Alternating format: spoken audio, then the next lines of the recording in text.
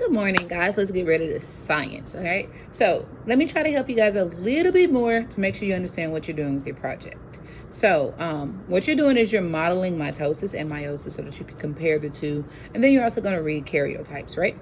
So we know that humans and most animals are what we call diploid organisms, meaning they have two copies of each chromosome. Di means two. So the chromosomes have a maternal source and a paternal source. So they get a set of chromosomes from dad and a set of chromosomes from mom, right? Mom's maternal, dad's paternal. So think of it as having like shoes, right? So you have pairs of shoes. So being diploid means that you have both the left shoe and the right shoe. So those are the chromosomes, right? The shoes are the chromosomes, both the left and the right. Well, the right sources would have been donated from one parent. So let's say mom gave you all your right shoes, and the left sources would have been donated from another parent. So say dad gave you all your left shoes, right? So the right shoes represents the chromosomes you get from the egg, and the left shoes represents the chromosomes that came from the sperm. But when they combine together, you get the pairs of shoes. So you're going to represent this process of mitosis and meiosis for a diploid organism that has a diploid number of 4. 2n equals 4. And so remember, n represents chromosomes, and then so there's 2 of each chromosome set. So that means I have a total of 4 chromosomes. So that means there's going to be 2 chromosome 1s, and so we'll let the bigger ones represent chromosome 1. So there's 2 of those, and there's also 2 chromosome 2s, all right? So the smaller ones are going to represent chromosomes 2. If you notice, they have letters on them. These letters represent genes. So I know that this chromosome is not the same as this one. Even though they both came from mom, they're not the same. And it's not about the size, it's about what information they carry on them. So this chromosome, which I've dubbed chromosome 1, carries information for gene D, okay? And this chromosome, which I've dubbed chromosome 2, carries information for genes S, R, and A. So they carry information for different genes. So that means that they're going to control different traits, okay? Now, I noticed that in the cell, because I'm a diploid organism, I got this chromosome 1, this information for gene D, for trait D from my mother, but my father also gave me a chromosome 1 that also has information on it for chromosome D. Now, I'm noticing that even though they're both D, they're not exactly the same.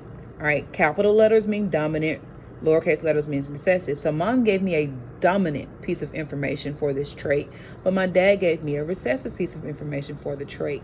That's not important right now.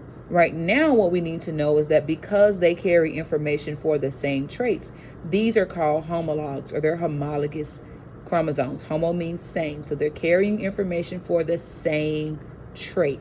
May not be the same information, but it will control the same trait. So these are my pair of chromosome 1. So these are homologous chromosomes to each other.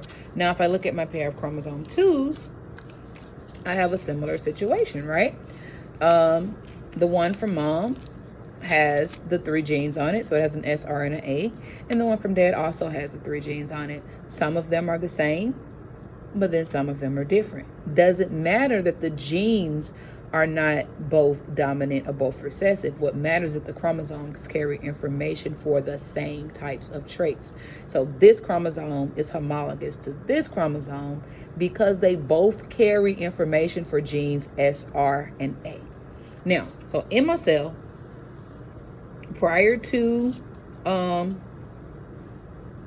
the S phase of interphase, right? These chromosomes are just in the cell chilling, all right? They're just in the cell.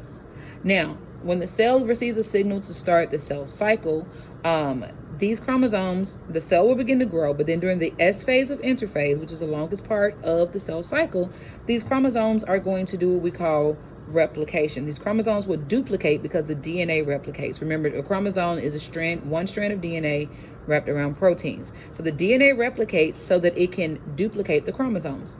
So now this once unduplicated chromosome 1 from my mother is now one duplicated chromosome. Still considered one chromosome. They're held together at the center by the centromere. The difference is now this chromosome has two chromatids, all right? This is a sister chromatid. This is a sister chromatid because it came from the same source and it only duplicated. These are identical chromatids. Every single chromosome that is in the cell is going to undergo replication to do the same thing, all right? Now, as my cell starts interphase, I'm just gonna stick these over here. As my cell finishes interphase and starts the M phase, it is now going to divide the nucleus. In mitosis, the nucleus divides one time, and it's a series of 4 to 5 steps. In biology 1, we don't focus on pro-metaphase. We just combine that into prophase, and we may call it early prophase and late prophase. But during prophase, the nuclear membranes, remember, this would have been happening in a nucleus. The nuclear membrane actually disintegrates or breaks down. The chromosomes become visible. So for the first time, we can actually see this X shape because the chromosomes are going to shorten and condense so that we can actually see this X shape with the X shape with a microscope. The nuclear membrane disintegrates, as I said, the nucleolus disappears, the spindle fibers begin to form. And spindle fibers, think of those as being like having a fishing rod with line on it. So the actual fibers would be the line. The centrioles would be the fishing rod. And so they're going to move to opposite ends of the cell, and they're going to send out these fishing lines. So these spindle fibers that will attach to both sides of these duplicated chromosomes. And so this happens during the prophase. Now, it happens because the next phase is called metaphase. And in metaphase, these guys are going to actually line up in the center of the cell on the equator. There's no specific order for how they would line up, other than the fact that they are going to line up in the middle so that each of these chromosomes can actually be attached to a spindle fiber.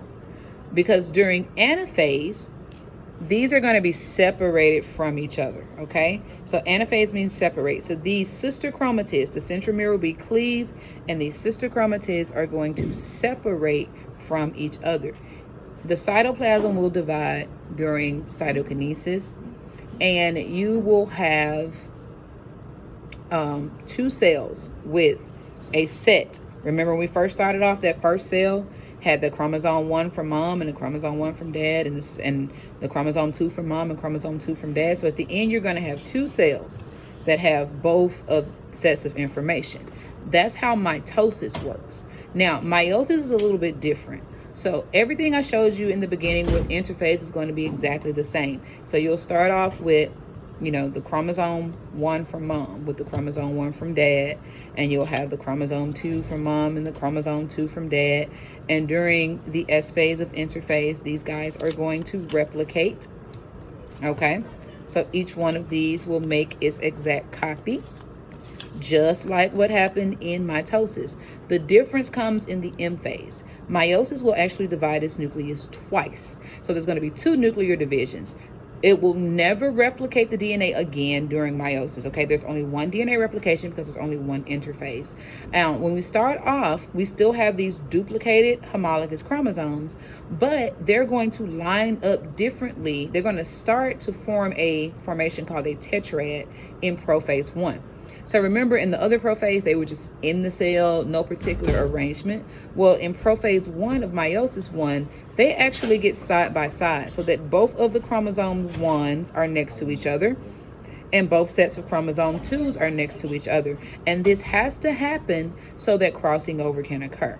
Now, remember I told you that these guys are identical sisters?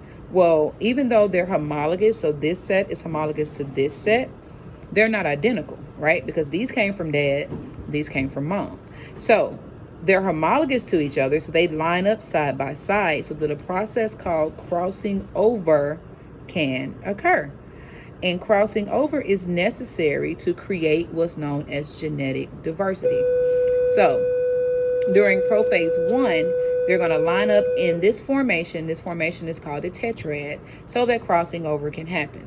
Now, when crossing over occurs, let me move these off screen for a second so that I can do crossing over because I need to exchange genetic information between the non-sister chromatids. I wish I had tape. All right, so a non-sister from one will cross over with a non-sister from the other. So chromosome 1 cross over with chromosome 1. So mom shares DNA with the dad chromosome, and dad's chromosome shares DNA with mom's chromosome. So again, see crossing over. It's going to happen. When this happens, we call this, actually it has a name, it's called recombinant DNA, because the pieces have to break off, and then they have to recombine with another chromosome. So it creates what's called recombinant DNA.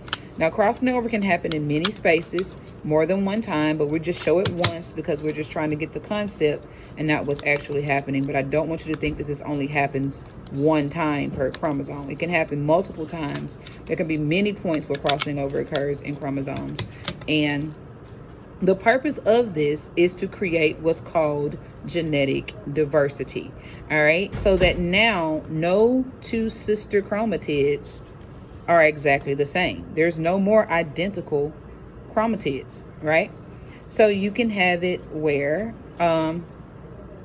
everything's diverse. If you notice, I have this one, it has a chromosome from dad, and it has a piece of the chromosome from mom. So this one is not all dad or all mom anymore, whereas this one may still be. So we have genetic diversity because no two chromatids are exactly the same. Now, this happens in prophase 1 of meiosis 1. The lineup, because remember they're in a tetrad, is also going to be different because they stay in their tetrad during metaphase 1. So in metaphase 1, they line up side by side still in their tetrad formation. Anaphase 1, remember in mitosis, so I'll just show you with these guys.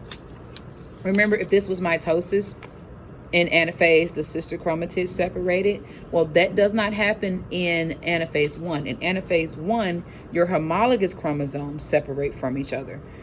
Okay?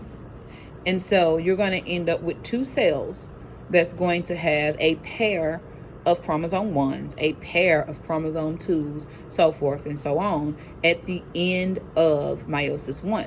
The purpose of meiosis 2 is to reduce the chromosome number. So both of these new cells, I have a new cell here that has the pairs, and then I have another new cell here that also has the pairs. So they're going to undergo a second nuclear division, which is very similar to what happened in mitosis. So they're going to line up like this time. So I'll do one cell instead of both of them, but both cells would do this. They'll line up in a straight line this time in metaphase 1, and then in metaphase 2.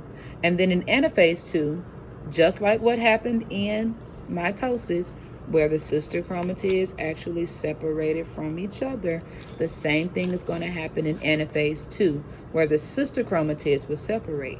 Now, this actually reduces the chromosome number because we're going to have 4 cells that are now considered haploid instead of 2 cells that are diploid.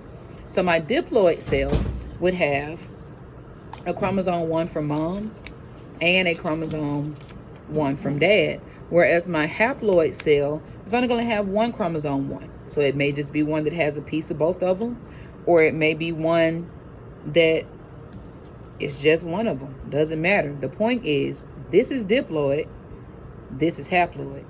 These are body cells, this is gamete. All right, I hope that helps. See you guys in class.